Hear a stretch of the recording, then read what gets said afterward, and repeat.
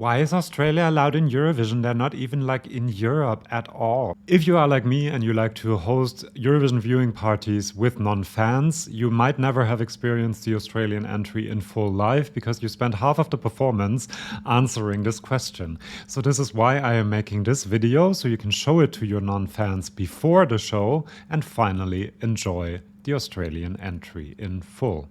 Now, I will talk about why Australia is in Eurovision, look at its history with the competition, also look at the fact that it will probably stay after 2023, and also answer the question, what actually happens if Australia wins the contest? Will Eurovision move down under? The question of why a country is allowed to participate in Eurovision also often comes up with countries like Israel, Azerbaijan, Morocco, and the answer, of course, in that case is that they are all part of the European Broadcasting Area, which usually is a prerequisite for membership in the EBU and participation at Eurovision. However, Australia is very clearly not part of the European Broadcasting Area.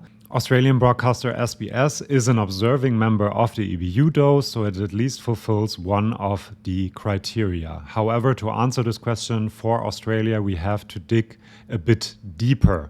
The short answer is they were invited by the EBU to participate, but why Australia? Why not Canada, Argentina, or South Africa, for example? Australia and Australians have had a very long history with Eurovision. The first Aussies on a Eurovision stage were Peter Doyle and Marty Christian, two members of the New Seekers that came second for the United Kingdom in 1972. You know I beg, steal or borrow to give you sunny days. In 1974, English-born Australian Olivia Newton-John represented the United Kingdom. Long, long live love, as long as we live. Yes, that is Sandy from Greece in your grandma's kitchen curtain. Despite the very questionable outfit choice, she came fourth. In 1996, Aussie Gina G showed sleepy Eurovision audiences what dance pop was. Just a little bit, I give you love you can't ignore. Ooh Ah Just a Little Bit topped the charts in Britain, was a hit in the United States as well, and was even nominated for a Grammy. In Eurovision it only came 8th and arguably is one of the reasons why televoting was introduced in 1998. Germany's Texas Lightning was led by James Comerford from New South Wales in 2006.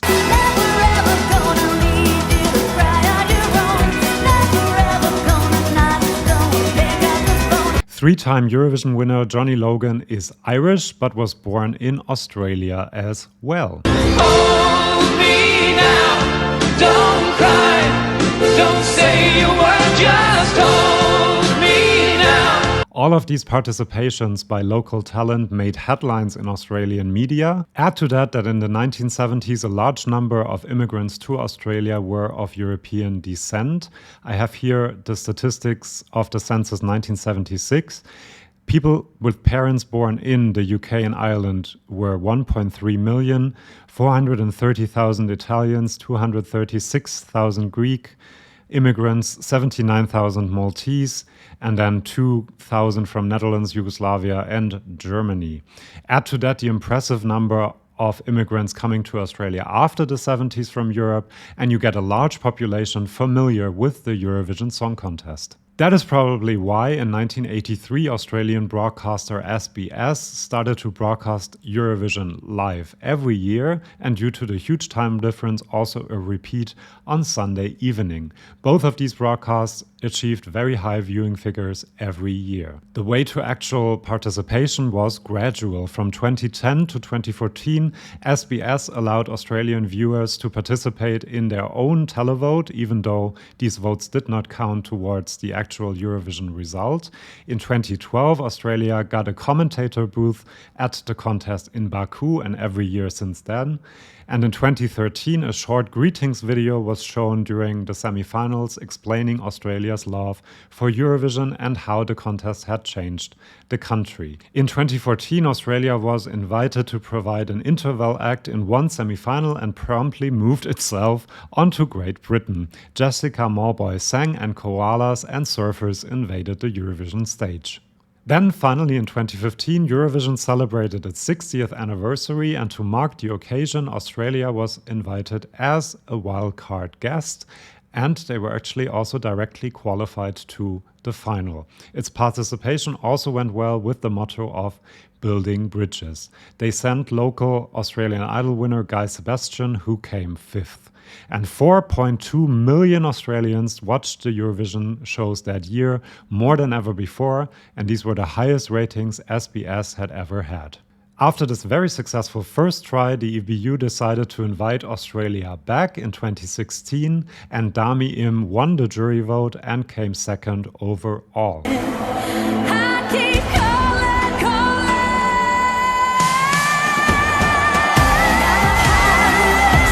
In 2018, finally, a contract between the EBU and SBS, the Australian broadcaster, was signed, allowing for its participation until at least 2023, and the then executive supervisor of the European Broadcasting Union, John Ola Sand, said when they were invited to participate in the 60th anniversary edition of the contest, we couldn't have imagined quite how popular their artists would become.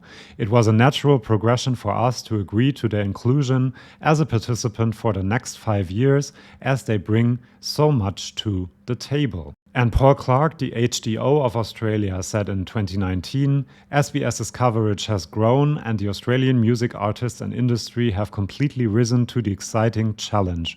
Australians have really fallen in love with the joy, and Eurovision has become part of the Australian entertainment calendar.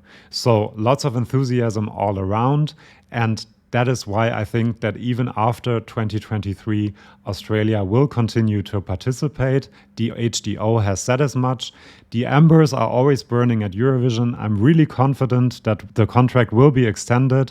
I think they like our sense of irreverence and will have a crack with some wild prop. So lots of enthusiasm all around. Some fans think that because the contract is running out in 2023, Australia will withdraw. I made a video about how I think that that is not going to happen because the Australian music industry, the EBU and also SBS have a big and vital interest to keep Australia in the competition. For example, in 2022, over 400,000 Australians watched the grand final. So there's really a lot of interest in Australia still, and I think they will stay. Check out the video if you want to know more details about this. Now, one last question we still have to answer. What happens if Australia actually manages to win Eurovision? Will they get to host? Well, rumor has it that Germany has offered to host in Australia's place, but there have also been reports that the BBC might jump in like they did for Ukraine this year. One thing is certain, the costs and organizational efforts would just be too high for the contest to ever move down under. Imagine 36 delegations having to buy a plane ticket to go to Australia. Seems very unlikely.